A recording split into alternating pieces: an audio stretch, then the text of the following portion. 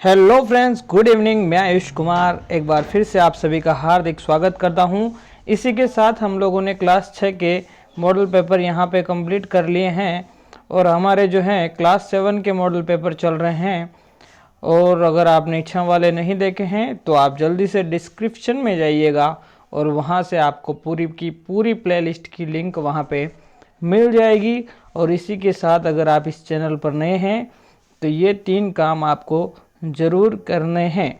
ठीक है दोस्तों, तो इसी के साथ अगर आप वीडियो को जब तक पूरा नहीं देखोगे ना तो आपको वीडियो की वैल्यू पता नहीं चलेगी। तो प्लीज़ वीडियो को पूरा देखना और इसमें से आपको 20 में से कितने क्वेश्चन सही होते हैं वो भी आपको जो है कमेंट बॉक्स में कमेंट करके मुझे बताना है। इसी के साथ आपका पहला प्रश्न, निम्नलिखित में से दाब का मात्रक है। दाब का मात्रक बताना है आपको। न्यूटन, न्यूटन प्रति सेकंड, न्यूटन प्रति वर्ग मीटर या फिर जूल। बताइएगा दोस्तों इसका सही आंसर क्या होगा। तो यहाँ पे ऑप्शन नंबर 3 न्यूटन प्रति वर्ग मीटर जो है इसका सही आंसर होगा। नेक्स्ट क्वेश्चन देखते हैं। इसी के साथ में किसी वस्तु पर लगाया गया दाब होता है, मतलब वस्तु पर आरोपित बल पर निर्भर करता है या फिर वस्तु के संपर्क क्षेत्रफल पर निर्भर करता है या फिर दोनों पर निर्भर करता है या फिर दोनों पर ही नहीं निर्भर करेगा।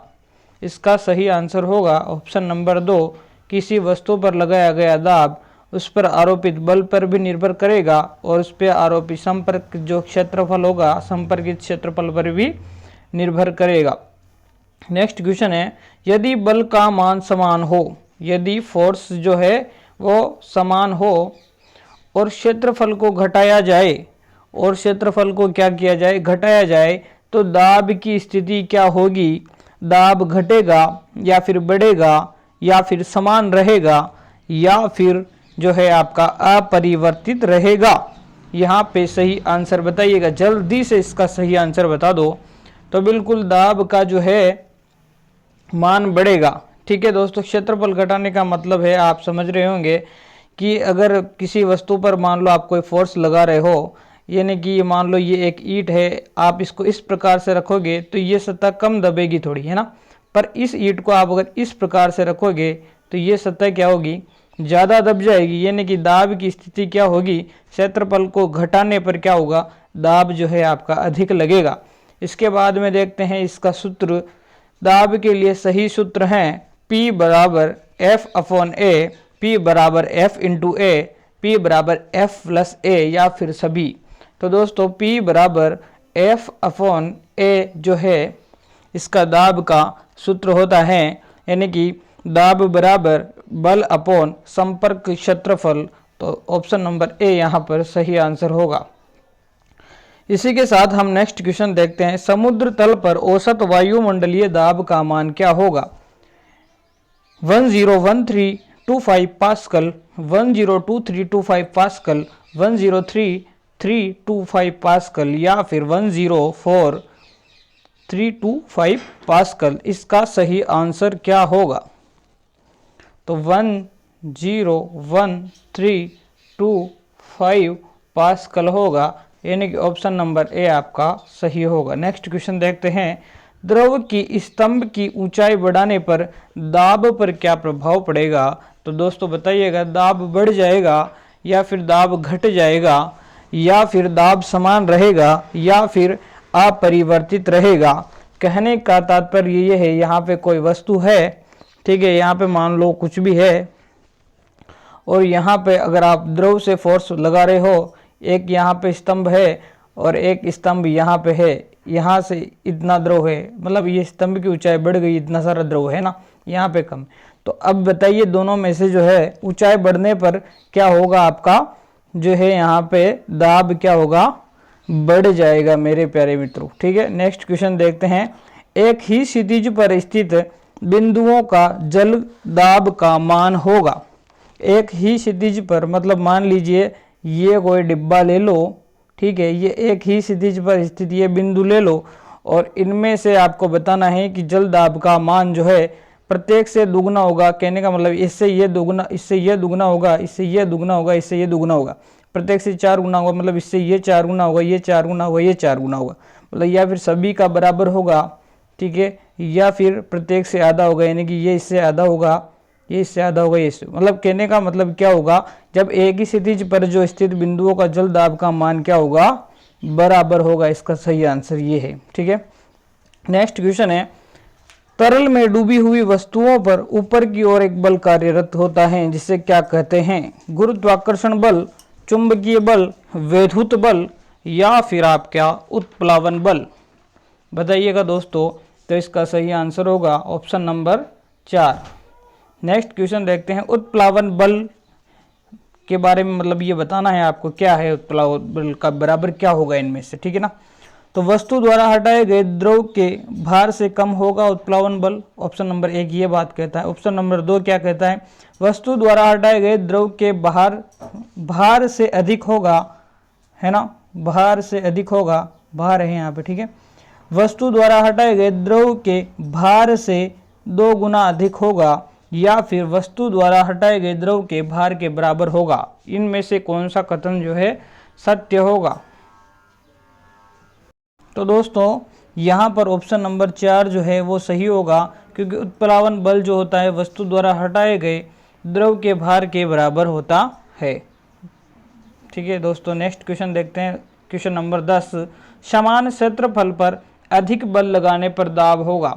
मतलब क्षेत्रफल क्या होगा, समान होगा, और जो होगा बल होगा वो अधिक होगा, बल अधिक होगा, फोर्स अधिक होगा, तो इस पर क्या प्रभाव पड़ेगा आपके दाब पर? दाब कम लगेगा, अधिक लगेगा, या फिर आपका दाब अपरिवर्तित रहेगा, या फिर उपयुक्त में से कोई नहीं?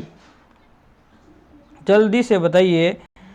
जो है आपका समान क्षेत्रफल होगा तो बल लगाने पर जो है आपका दाब क्या लगेगा, अधिक लगेगा।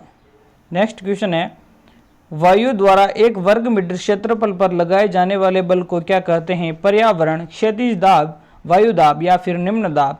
तो आपको आ ही गया होगा, ये तो वायु दाब कहलाता है। ऑप्शन नंबर 3 यहाँ पर सही आंसर होगा। नेक्स्ट क्वेश्चन देखते हैं, रेत में ऊंट आसानी से चल पाता है जबकि व्यक्ति को चलने में कठिनाई होती है, क्योंकि ऊंट के पैरों का क्षेत्रफल अधिक होता है, क्योंकि ऊंट के पैरों का क्षेत्रफल अधिक होता है, इस कारण दाब लगता है और उसके पैर में रेत नहीं धंसती। यहाँ पे जो ब्लैक इन दिया है इसमें क्या आएगा, कम, बराबर, अधिक, या फिर अपरिवर्तित? जल्दी से इसका सही आंसर बताइएगा, जल्दी से इसका सही आंसर बताइएगा, क्योंकि दाब क्या लगता है मेरे प्यारे मित्रों, कम लगता है ना, कम दाब लगता है, जब भी तो उसके पैर रेत में नहीं धंसते हैं, ठीक है।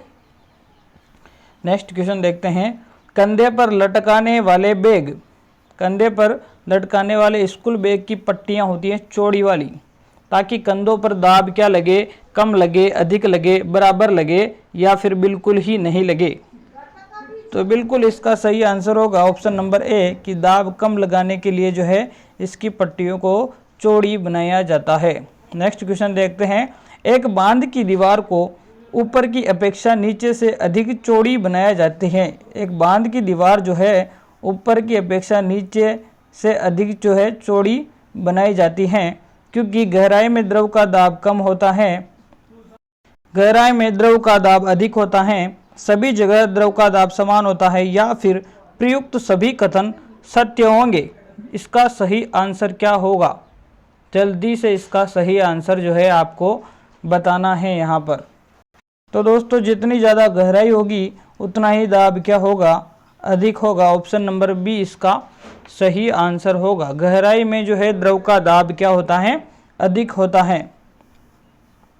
ऊंचाई पर जाने पर हमें सांस लेने में कठिनाई होती है, क्योंकि ऊंचाई पर वायु दाब कम होता है, वायु दाब अधिक होता है, वायु दाब सभी जगह समान होता है, या फिर निम्न में से कोई नहीं? तो ऊंचाई पर जाने पर हमें सांस लेने में इसलिए कठिनाई होती है क्योंकि वहाँ पे वायु दाब जो है कम होता है। नेक्स्ट क्वेश्चन देखते हैं, कमानीदार तुला से मापन होता है कार्य का, भार का, चाल का, या फिर लंबाई का? तो दोस्तों इसका सही आंसर होगा भार का मापन कमानीदार तुला से किया जा सकता है। नेक्स्ट क्वेश्चन है, निम्न में से दाब का मात्रक हैं डेसिमल, डायन, पास्कल या फिर क्यूल। तो आप सभी को पता होगा इसका सही आंसर है ऑप्शन नंबर 3। नेक्स्ट क्वेश्चन देखते हैं इसी के साथ, निम्न में से वायुमंडल दाब का उदाहरण है, वायुमंडलीय दाब का उदाहरण बताना है आपको। वायुयान में बैठे फाउंटेन पेन की जो स्याही रिस जाती है, पहाड़ों पर खाना बनाने में कठिनाई होती है, अधिक ऊंचाई पर जाने पर नाक में से खून आ जाता है, या फिर यहाँ पे सभी के सभी जो कथन हैं वो वायुमंडलीय दाब के उदाहरण हैं। तो यहाँ पे मित्रों उपयुक्त सभी हैं, क्योंकि ये जितने भी मैंने उदाहरण लिए हैं ये सारे वायुमंडलीय दाब के उदाहरण हैं।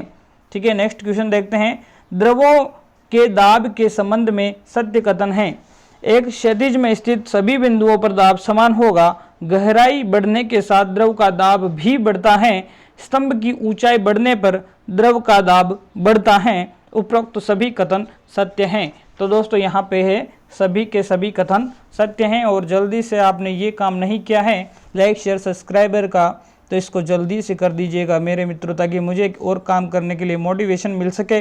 दाब एक राशि है, अदिश सदिश दोनों या फिर दोनों ही नहीं, इसको आपको कमेंट बॉक्स में कमेंट करके मुझे बताना है।